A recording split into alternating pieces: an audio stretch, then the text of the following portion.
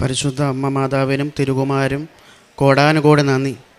എൻ്റെ പേര് ഉണ്ണികൃഷ്ണൻ, വരുന്നത് തിരുവനന്തപുരം ആറ്റിങ്ങൽ. ഇത് എൻ്റെ അമ്മയാണ്.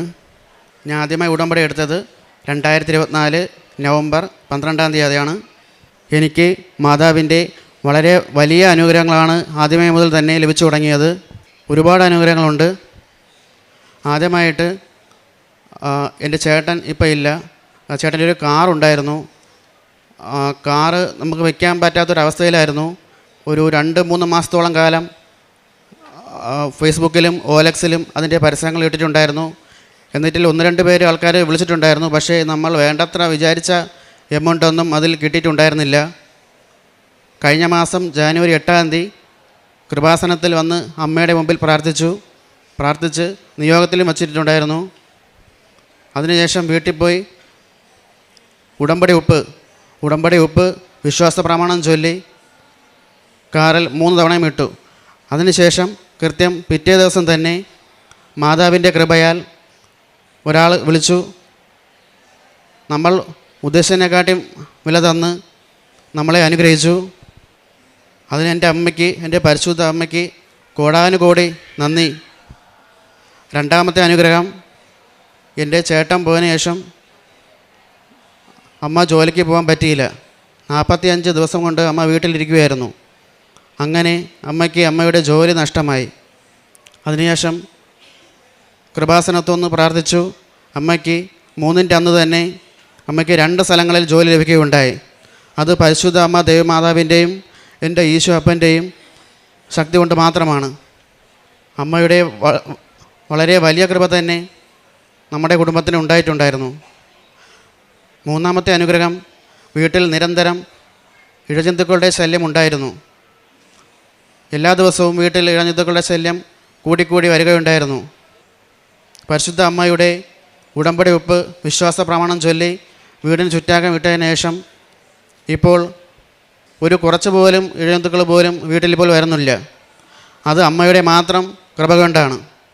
എൻ്റെ അമ്മയ്ക്കും എൻ്റെ പരിശുദ്ധ അമ്മ മാതാവിനും തിരുകുമാരാനും കോടാനുകോടി നന്ദി. അമ്മയ്ക്ക് ഒരുപാട് അനുഗ്രഹങ്ങൾ കിട്ടിയിട്ടുണ്ടായിരുന്നു. അമ്മയ്ക്കും തിരുകുമാരനും കോടാനുകോടി നന്ദി. എത്ര പറഞ്ഞാലും നമുക്ക് മതിയാവില്ല. പരിശുദ്ധ അമ്മയ്ക്കും തിരുകുമാരനും കോടാനുകോടി നന്ദി. ഞാൻ ബസ് കാത്ത് നിന്നപ്പോൾ, ജോലിക്ക് പോവാൻ നിന്നപ്പോൾ എന്നെ ഒരു ആട്ടോയിൽ ഒരു അമ്മയും ഒരു മോനും കൂടെ ഉണ്ടായിരുന്നു. അമ്മ തോളിലിട്ടയക്കുന്നു മോനെ. ഞാൻ അങ്ങനെ എന്നെ ആട്ടോയിൽ കയറാൻ പറഞ്ഞ് ഞാൻ കയറി. അത് ഇവിടെ 25-ാം തീയതി റാലിയിലെ 3-ൻ്റെ അന്നാണ്. ഞാൻ കയറി. എന്നെ വഴിയിൽ കൊണ്ടുവന്ന് ഇറക്കി, ഒരു പള്ളിയിലെ നടയെ കൊണ്ടുവന്ന് ഇറക്കിയപ്പോൾ ഞാൻ ചോദിച്ച്, എന്നെ ഇവിടെ ഇറക്കണ എന്തിന്, എനിക്ക് എങ്ങും അറിഞ്ഞൂടാ. അപ്പോൾ പറഞ്ഞു, നീ ആരുടെയെങ്കിലും ചോദിര്. അപ്പോൾ ആ അമ്മ മോനെ തോളിൽ തന്നെ ഇട്ടേക്കണം, നൂത്തില്ല. അങ്ങനെ ഞാൻ എൻ്റെ പേൽസിൽ നിന്ന് 10 രൂപ 20 രൂപ എടുത്ത് ഞാൻ ആട്ടോക്കാരന് കൊടുത്ത് വാങ്ങിച്ചില്ല. ഞാനങ്ങനെ എന്ത് ചെയ്യുമെന്ന് പറഞ്ഞ് തിരിഞ്ഞ് നോക്കിയപ്പോൾ അവിടെ ഒരു പള്ളി. ആ പള്ളിയിൽ ഞാൻ കയറി ചെന്ന് അവിടെ തൂത്തൊക്കെ വാരിയിട്ട് ഞാൻ പറഞ്ഞു, എനിക്ക് കുളിക്കണമെന്ന് പറഞ്ഞ് ഞാൻ കുളിച്ച്. എല്ലാം കാലത്താണ് കാണണം, വെള്ളിയാഴ്ച. കുളിച്ച് ഞാനിനി വീട്ടിൽ വന്ന് 25-ൻ്റെ അന്നല്ലേ റാലിക്ക് പോവാൻ. എൻ്റെ ഉടപ്പറന്ന് അവിടെ ജോലി ചെയ്യണം സെക്യൂരിറ്റി ആയിട്ട്. അങ്ങനെ ഒരു സാരി ആ മാനേജർ കൊടുത്തിട്ട് പറഞ്ഞ്, ഇത് നിൻ്റെ വീട്ടിൽ ഉടുക്കണവരൊക്കെ കൊണ്ടു എന്ന് പറഞ്ഞ് കൊണ്ടു തന്ന്. ആ സാരിയാണ് എൻ്റെ അമ്മേരെ സാരി, സിൽവർ കളർ സാരി. എനിക്ക് കൃപാസനത്തിൽ എനിക്ക് റാലിക്ക് പോവാൻ എനിക്ക് കൊടുത്തേച്ച സാരിയാണിത്.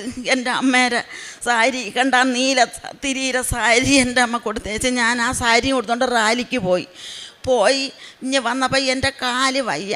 ഞാൻ പറഞ്ഞു, എൻ്റെ അമ്മേ ഇങ്ങനെ എന്നെ പരീക്ഷിക്കല്ലേ, എനിക്ക് ആരുടെയും പറയാനൊക്കില്ല. നീ പള്ളിയിൽ പോകണമെന്ന് പറഞ്ഞുകൊണ്ട് എന്നെ എല്ലാവരും വഴക്ക്. ഞാൻ പറഞ്ഞു, എന്നെ ആര് പറഞ്ഞാലും എനിക്ക് എൻ്റെ അമ്മയും തിരുക്കുമാരനും മാത്രമുണ്ട്, എനിക്ക് ആരും വേണ്ട, ഇതാണ് എൻ്റെ ദൈവം എന്ന് ഞാൻ പറഞ്ഞു. എൻ്റെ കാല് വയ്യ, തിരിയാനും വയ്യ, ഭയങ്കര വേദനയായിരുന്നു. മാത്ര കൊണ്ട് ഞാൻ തിരിഞ്ഞു കിടന്ന്. എൻ്റെ വേദന എങ്ങോട്ട് പോയാൽ എന്തോ എനിക്ക് അറിയാൻ വയ്യ. അതങ്ങ് പോയി. പിന്നെ ഒരു സാക്ഷ്യം, ഞാൻ പച്ചത്തിരി കൊളുത്തി വെച്ച് സന്ധ്യ നേരത്ത് പ്രാർത്ഥിച്ചപ്പോൾ എനിക്ക് മാതാവും യേശുവായിട്ട് വന്നു. ഞാൻ എൻ്റെ ഫോണിലുണ്ട്, മകൾ തീർത്ത് കാണിച്ചു കൊടു, ഫോണിലുണ്ട്. അത് രണ്ടാമത്തെ സാക്ഷ്യം. മൂന്നാമത്തെ സാക്ഷ്യം, ഞാൻ എൻ്റെ വീട്ടിൽ ഞാൻ വിളക്ക് കത്തിച്ച് 12 മണി വരെ ഞാൻ അന്ന് ഉറങ്ങൂലായിരുന്നു ആദ്യമൊക്കെ. പിന്നെയൊക്കെ എൻ്റെ മോൻ മരിച്ചപ്പോൾ ഞാൻ എല്ലാം അങ്ങ് മറന്ന്. ഞാൻ പ്രാർത്ഥിക്കാനും എനിക്ക് വന്നിരിക്കുമ്പോൾ ഒന്നും അറിഞ്ഞൂടാ, വെറും കരച്ചിൽ മാത്രം. എന്താണ് പ്രാർത്ഥിക്കണമെന്ന് എനിക്ക് അറിഞ്ഞൂടാ. എന്നാലും ഞാൻ മാസം തോറും എനിക്ക് ഒരു ദിവസം തെറ്റാതെ എനിക്ക് വരണം, പത്രം വാങ്ങി എല്ലാവർക്കും കൊണ്ട് കൊടുക്കണം. എനിക്ക് ഞാൻ എല്ലാ മാസവും മരിക്കും. എൻ്റെ മോൻ മരിച്ചിട്ടാന്ന് 28 ദിവസമേ ഉള്ളു. എനിക്ക് റാലിക്ക് പോകണം. ഞാൻ പോയി. അപ്പോൾ എല്ലാവരും വഴക്ക് പറഞ്ഞ്, നിനക്ക് നിൻ്റെ മോനാ ഇതാ. എനിക്ക് എൻ്റെ ദൈവമാണ്, എനിക്ക് എൻ്റെ ദൈവമേ എനിക്ക് എപ്പോഴും കാണുള്ളൂ. മോൻ തിരിച്ചു വരില്ല. മോൻ പോയി. ഞാൻ മാസം തോറും ഞാൻ മുടങ്ങാതെ വന്ന് ഞാൻ എൻ്റെ അമ്മയെ കണ്ട് തിരുകുമാരനെയും കണ്ട് എൻ്റെ ഭാരങ്ങളെല്ലാം ഞാൻ എൻ്റെ അമ്മയുടെ അടുത്ത് ഞാൻ ഇറക്കി വച്ചിട്ട് ഞാൻ പോവും. ഞാൻ അങ്ങനെ പ്രാർത്ഥിച്ചുകൊണ്ടിരുന്ന് 12 മണി സമയം, 12 മണി കഴിയും. ഞാൻ എൻ്റെ മെഴുതിരിയിലടുത്ത് ഒരു ചെറിയ മിന്നൽ പ്രകാശം കണക്ക് വന്നു. അപ്പം ഞാൻ വിചാരിച്ച് എൻ്റെ മോൻ ഫോൺ വച്ചേക്കുവാണെന്ന് അവിടെ ചാർജ് ചെയ്യാൻ. അത് വലിയ വെട്ടം, അങ്ങ് വലിയ വെട്ടമായി, അമ്പിളി അമ്മാവൻ്റെ വെട്ടമായി എൻ്റെ മേശപ്പുറത്ത്. ഞാൻ അപ്പോൾ അത്ഭുതിച്ച് കിടക്കണം. അത് അത്ഭുതം തന്നെ. ഞാൻ നോക്കിക്കണ്ട് കിടന്നപ്പോൾ അതിനകത്ത് സ്വർണ്ണ ചിത്രശലഭം വന്ന് വലിയ വെട്ടമായിട്ട് വന്ന് മാഞ്ഞു പോയി. അങ്ങനെ എനിക്ക് ഒരുപാട് അനുഗ്രഹം. നീ പേടിക്കണ്ട, നിനക്ക് എല്ലാം ദൈവം തരും, നിന്നെ എല്ലാ ആവശ്യവും ഞാൻ നടത്തി തരും. എൻ്റെ അമ്മ ദർശനത്തിൽ വന്ന് പറഞ്ഞ്, നീ പേടിക്കേ വേണ്ട എന്ന് പറഞ്ഞിട്ടുണ്ട്. നിന്നെ കാനായിലെ കല്യാണം പോലെ ഞാൻ ആക്കും നിന്നെ.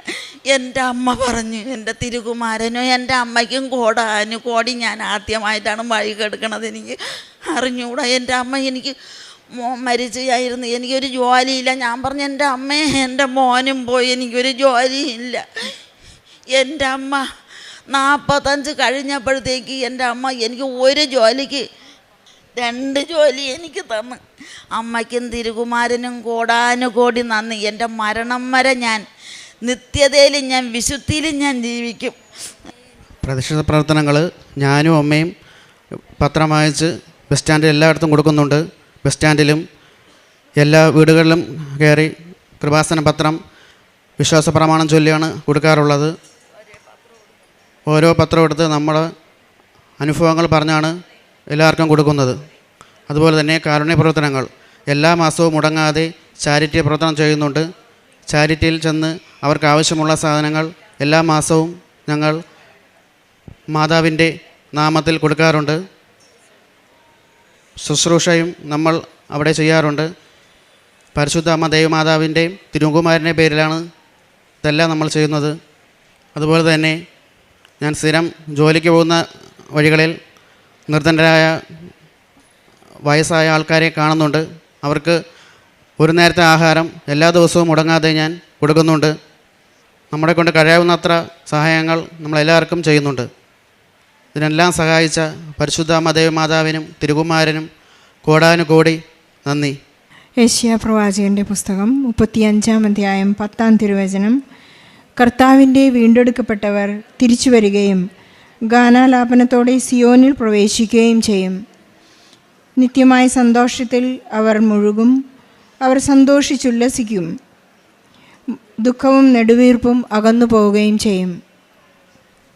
രതികുമാരി എന്ന അമ്മയും ഉണ്ണികൃഷ്ണൻ എന്നവരുടെ മകനും പ്രത്യക്ഷീകരണ സാക്ഷികളായി പരിശുദ്ധ അമ്മയുടെ ഈ കൃപാസനാൽത്താരയിൽ വന്ന് സാക്ഷ്യം പറയുന്നത്, അവരുടെ ജീവിത ദുഃഖത്തിൻ്റെ സമയത്ത് മകൻ നഷ്ടപ്പെട്ടതിലുണ്ടായ ഒരു വലിയ ദുഃഖത്തിൽ നിന്ന് പരിശുദ്ധ അമ്മയുടെ മധ്യസ്ഥതയിൽ ഉടമ്പടി പുതുക്കി അവർ ജീവിച്ചുകൊണ്ടിരുന്നപ്പോൾ അവരുടെ ജീവിതത്തിലുണ്ടായ ഈശോ അവർക്ക് വേണ്ടി ചെയ്തു കൊടുത്ത വലിയ അത്ഭുതങ്ങളുടെ കണക്കുകളാണ് അവർ സ്ഥിരീകരണ സമയത്ത് ഒരുപാട് പറഞ്ഞുകൊണ്ടിരുന്നത്. അതിൽ പ്രധാനപ്പെട്ടതാണ്, അവർക്ക് യാതൊരു വഴിയുമില്ലാതിരുന്നു. അവരുടെ മരണപ്പെട്ട മകൻ്റെ പേരിലുണ്ടായിരുന്ന ഒരു കാറ് വിൽക്കുന്നതിനായിട്ട് വലിയ ബുദ്ധിമുട്ടായിരുന്നു. ഇവിടെ നിന്ന് ഉടമ്പടി പുതുക്കി പോയതിൻ്റെ 3-ാം ദിവസം അവർ ഇവിടെ നിന്ന് കൊണ്ടുപോയ നേർച്ച വസ്തുക്കൾ വിശുദ്ധ ഉപ്പിട്ടവർ പ്രാർത്ഥിച്ചു. വളരെ പെട്ടെന്നായിരുന്നു ആ കാർ അവർക്ക് അവർ വിചാരിച്ചതിലും വളരെ മനോഹരമായി വളരെ പെട്ടെന്ന് അത് വിറ്റുപോകാനായിട്ട് സാധിച്ചു എന്ന് ഈ മക്കളിവിടെ സാക്ഷ്യപ്പെടുത്തുകയാണ്. നമ്മുടെ എത്ര തന്നെ ഭാരപ്പെട്ട കാര്യങ്ങളായാലും ജീവിതഭാരം ചുരുക്കുന്ന, ജീവിതഭാരം ലഘൂകരിച്ചു തരുന്ന ഒരു വലിയ ഈശോയുടെ ഇടപെടൽ നമുക്കിവിടെ കാണാൻ സാധിക്കും. പരിശുദ്ധ അമ്മ ഇവർക്ക് വേണ്ടി മാധ്യസ്ഥം വഹിച്ച് ഒരു വലിയ വിഷമസന്ധിയിൽ നിന്ന് അവരെ മോചിപ്പിച്ചു എന്ന് നമുക്ക് മനസ്സിലാക്കാം. അതുപോലെ തന്നെ ആ മകൻ്റെ വേർപാടിൽ അമ്മയുടെ ജോലി നഷ്ടപ്പെട്ട ഒരവസ്ഥയിൽ വളരെ സങ്കടത്തിലായിരുന്നു. 45 ദിവസത്തിന് ശേഷം വളരെ പെട്ടെന്ന് അമ്മയ്ക്ക് മറ്റൊരു ജോലി നൽകി പരിശുദ്ധ അമ്മ അവരെ മാധ്യസ്ഥം ഉപേക്ഷിച്ച ഈശോ അവരെ അനുഗ്രഹിച്ചു. അതിനവർ ഈശോയ്ക്ക് നന്ദി പറയുകയാണ്. അവരുടെ വീടിന് ചുറ്റുമുണ്ടായിരുന്ന ഇഴജന്തുക്കളുടെ ശല്യത്തിൽ നിന്നെല്ലാം പരിശുദ്ധ അമ്മയുടെ നേർച്ച വസ്തുക്കളെല്ലാം അവിടെ കൊണ്ടിട്ട് അവർ പ്രാർത്ഥിക്കുകയും വിശ്വാസ പ്രമാണം ചൊല്ലി വീടിന് ചുറ്റും അവർ പ്രാർത്ഥിച്ചുകൊണ്ടിരുന്നപ്പോൾ ഇന്ന് വരെയും അതിനുശേഷം ഇഴജന്തുക്കളുടെ ഒരു ഉപദ്രവവും അവരെ തീണ്ടിയിട്ടില്ല എന്ന് അവർ സാക്ഷ്യപ്പെടുത്തുന്നു. സഞ്ചാരി മാതാവ് അവരുടെ കുടുംബത്തിലും അവരുടെ യാത്രയിലും അവരുടെ അമ്മയുടെ സാമീപ്യം അറിയിച്ചുകൊണ്ടെല്ലാം അവരോടൊപ്പം സഞ്ചരിക്കുന്നു എന്നുള്ളതിൻ്റെ ഒരു വലിയ അടയാളങ്ങളാണ്. ഒരു സഹോദരി പള്ളിയിലെ മാനേജറിൽ നിന്ന് അവർക്ക് കൊടുത്തുവിട്ട അമ്മ ഇന്ന് അൾത്താരയിൽ ധരിച്ചു വന്നിരിക്കുന്ന ഈ സാരി ഒരു അടയാളമായി ആ സാരി ഉടുത്തുകൊണ്ട് തന്നെ അവർക്ക് മുഴുവനും ജപമാല റാലിയിൽ പങ്കെടുക്കുവാനായിട്ടുള്ള സാധ്യതയുണ്ടായി. അതൊരടയാളമായിരുന്നു. വളരെ വർഷങ്ങളായിട്ടുണ്ടായിരുന്ന അമ്മയുടെ കാലുവേദനയിൽ നിന്നുള്ള ഒരു സൗഖ്യമാണ്, സൗഖ്യത്തിൻ്റെ സാക്ഷ്യമാണ് അമ്മ അവിടെ അടയാളപ്പെടുത്തിയത്. അതുപോലെ തന്നെ തിരിയിൽ ഒരു തിരി കത്തുന്നതിൻ്റെ ഒരു ആവറേജ് വലിപ്പം നമുക്കറിയാം. പക്ഷേ അതിൽ അവരത് കാണിച്ചു തന്നത് ഒരു വലിയ ഒരു വട്ടത്തിലാണ് ആ തിരുനാളം, ഒരു അത്ഭുത പ്രതിഭാസം എന്നോണം അവരുടെ വീട്ടിൽ കത്തി നിൽക്കുന്ന ഒരു തിരി അവർ കാണിക്കുകയുണ്ടായി. അങ്ങനെ ഇതെല്ലാം പരിശുദ്ധ അമ്മ നമുക്ക് വേണ്ടി പ്രാർത്ഥിക്കുന്നു എന്നുള്ളതിൻ്റെ സാമീപ്യത്തിൻ്റെ അടയാളങ്ങളാണ്. അവരുടെ ജീവിതത്തിലുടനീളം ഇനി അവർക്ക് യേശുവാണ് അവരുടെ രക്ഷകനും നാഥനുമെന്ന് അവരെപ്പോഴും ഏറ്റുപറയുകയാണ്. അവരുടെ പത്രം കൊടുക്കുമ്പോഴും ഈശോയെ പ്രഖ്യാപിച്ചുകൊണ്ട് ഈശോ നാഥനാണ്, രക്ഷകനാണെന്ന് ഏറ്റുപറഞ്ഞുകൊണ്ടാണ് അവരുടെ വിശ്വാസ ജീവിതം അവർ നയിച്ചുകൊണ്ടിരിക്കുന്നത്. ഈശോ നൽകിയ എല്ലാ അനുഗ്രഹങ്ങൾക്കും നന്മകൾക്കും പരിശുദ്ധ അമ്മയുടെ മാധ്യസ്ഥത്തിനും ഈശോയ്ക്കും പരിശുദ്ധ അമ്മയ്ക്കും നന്ദി പറഞ്ഞുകൊണ്ട് നല്ല ഒരു കയ്യടിയോടെ ഈ സാക്ഷ്യം നമുക്ക് സമർപ്പിക്കാം.